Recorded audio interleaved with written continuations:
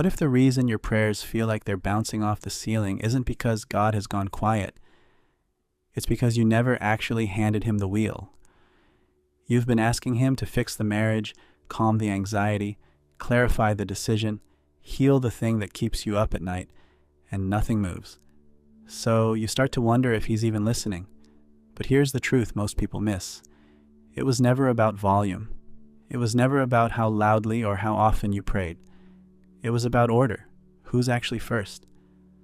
Most people don't wake up one day and reject God. That's not how it happens. It's quieter than that. It's 1,000 small mornings where the phone gets picked up before the Bible does. It's 1,000 decisions made from anxiety instead of from stillness. It's not rebellion, it's drift. And drift is sneaky because it doesn't feel like sin. It just feels like being busy, being tired, being human. But here's what's actually happening underneath all of it. When God isn't first, everything else has to fight for that spot. Your job becomes first. Your relationships become first. Your fear becomes first. And none of those things were built to hold that weight. They buckle under it, and you buckle with them. Think about what your life actually feels like right now. The tightness in your chest before you even open your eyes.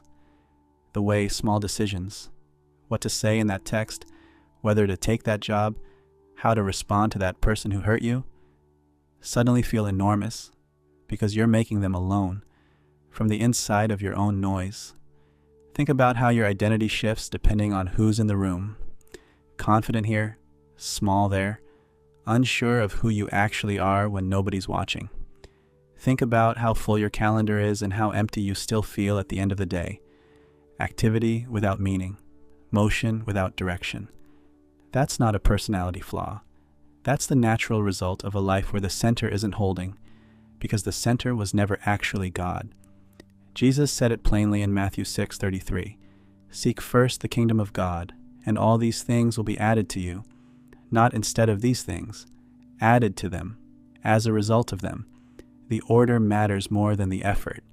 So let's walk through what actually shifts when God moves into that first place, not as an idea, but as a lived reality. Number 1, anxiety loses its grip. Right now, anxiety might feel like the default setting of your life.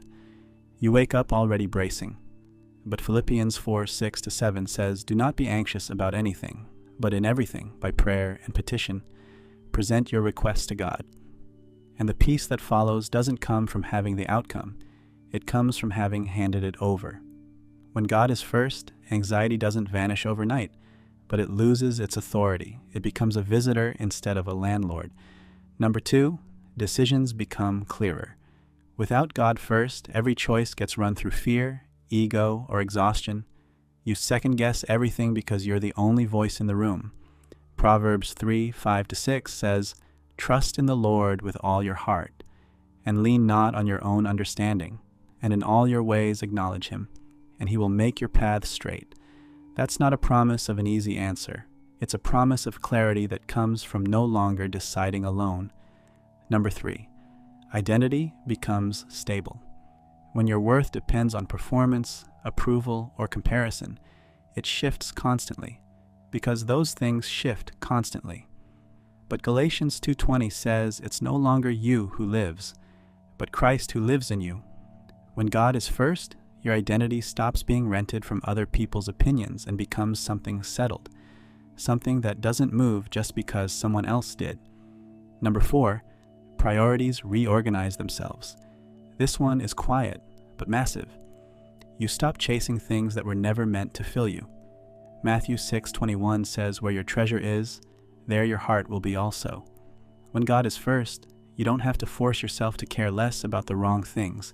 You just naturally start caring more about the right ones. The shift happens from the inside out, not through willpower. Number 5, life gains purpose instead of just activity. This is the one most people feel the deepest, even if they can't name it. The exhaustion isn't from doing too much. It's from doing too much that doesn't matter. Colossians 3:23 says, "Whatever you do, work at it with all your heart, as working for the Lord." When God is first, even the ordinary moments, The emails, the dishes, the waiting room, the traffic start to carry weight because they're not empty anymore. They're part of something. Now here's the part nobody wants to talk about. Why don't we just do this? Why don't we just hand it over if the outcome is this good? Because surrender feels like losing control, and control feels like safety. That's not weakness. That's not a character flaw.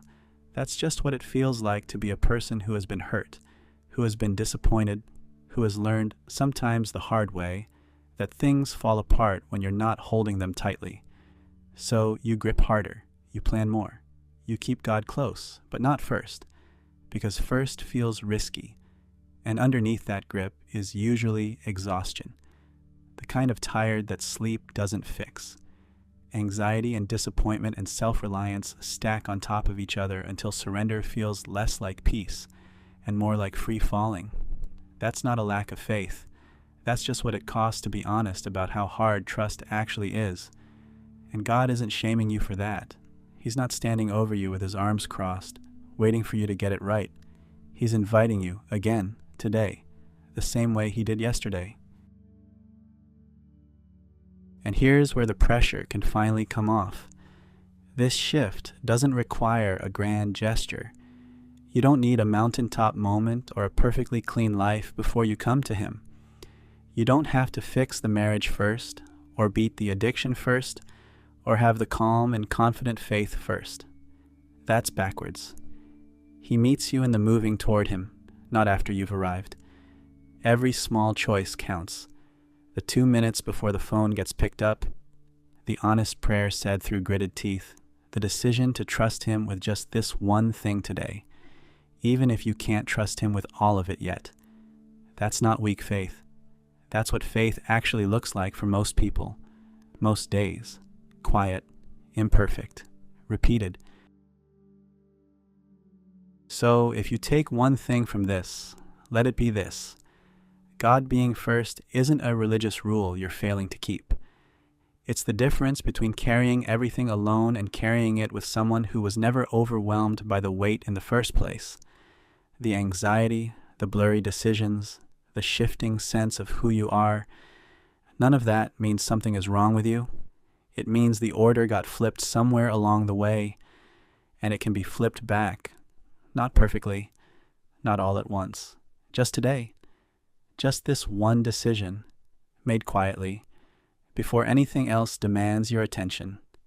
If this spoke to something you've been carrying, drop the word first below, just so you remember, and so someone else scrolling past might remember too.